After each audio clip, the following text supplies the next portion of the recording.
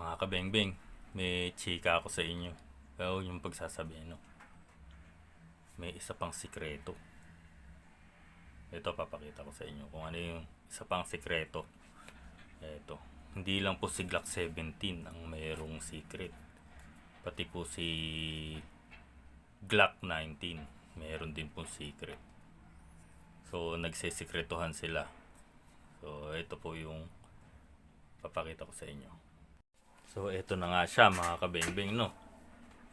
So, ito si Glock 19 na may secret.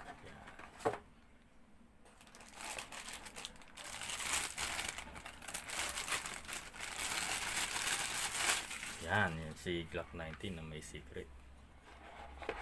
So, bali, meron din namang isa na walang secret. Ito yung Bulgar. Walang sikreto to. Yan. Ito yung Glock 19 na walang secret. Ito, si Glock 19 na may secret. Magkaiba sila sa grip. Yan. Yung grip niya may hukay dito. Ito, wala. So, si Glock 19 na may secret. At makikita mo sa grip, magkaiba sila. Yan.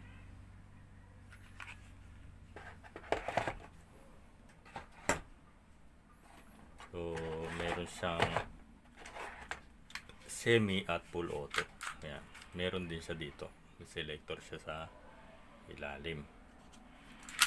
So, maganda-ganda rin. Yan ang sikreto ng Glock 19 na yan. So, abangan nyo mga kabengbeng, tetestingin natin to. So, ito na nga mga kabengbeng, yung sikreto, no? Tetestingin natin ngayon kung talagang may sikreto. Ito sir, yung magazine nya. So, charge natin 5 to 10 seconds.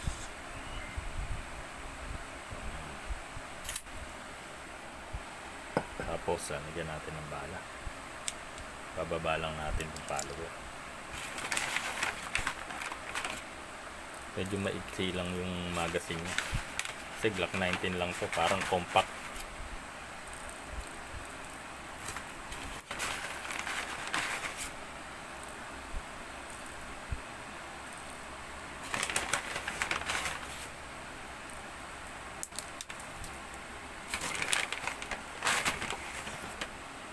Yan. Okay. May ano.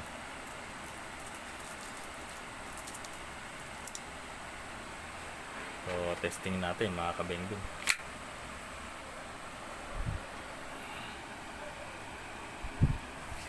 Semi-auto muna tayo. Okay. Ingat lang sa paghawak ng ano, baka mapindot to, mahulog. Fire in the hole. Lakas. Yan. So, aalisin natin yung magazine. Tingnan natin yung secret nya. I-stack natin yan. Yan, ganyan. Tapos kakalabitin natin dito. Yan.